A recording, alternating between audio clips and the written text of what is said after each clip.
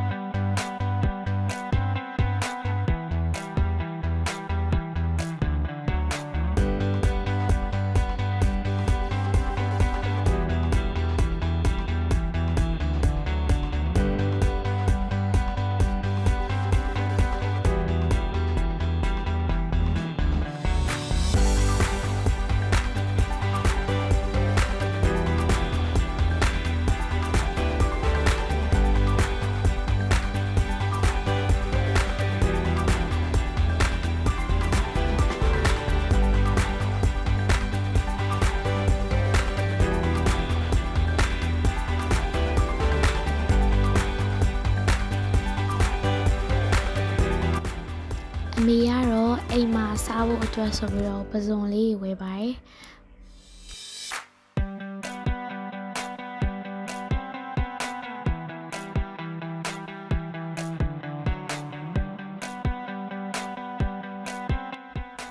ပြီးတော့အိမ်မှာခနန်းတရေဆိုရဲကျမညီမလေးရှိတယ်ပေါ့နော်အဲ့တော့သူ့အတွက်လည်းခနန်းလေးဝယ်ပါတယ်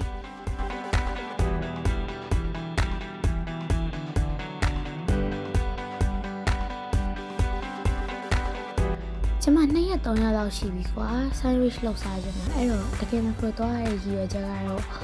mayonnaise လိုက်ရှာတာပေါ့နော်ဒါပေမဲ့ macro တစ်ခုလုံးကုန်သွားရယ် mayonnaise လုံးဝမတွေ့ခဲ့ပါဘူး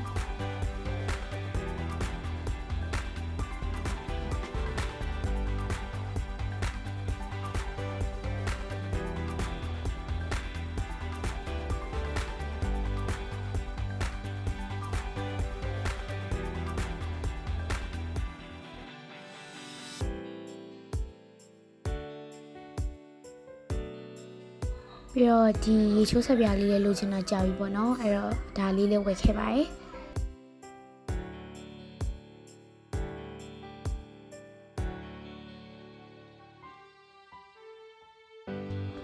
ဘယ်လိုရှင်းတာ3,400နဲ့1,950ကျပ်ကြပါရဲ့ရှင်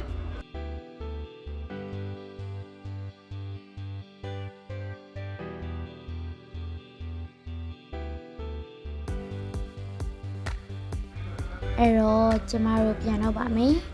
အားလုံးပဲကြည့်ပေးကြတဲ့အတွက်ကျေးဇူးအများကြီးတင်ပါတယ်ဘိုင်ဘိုင်ပါ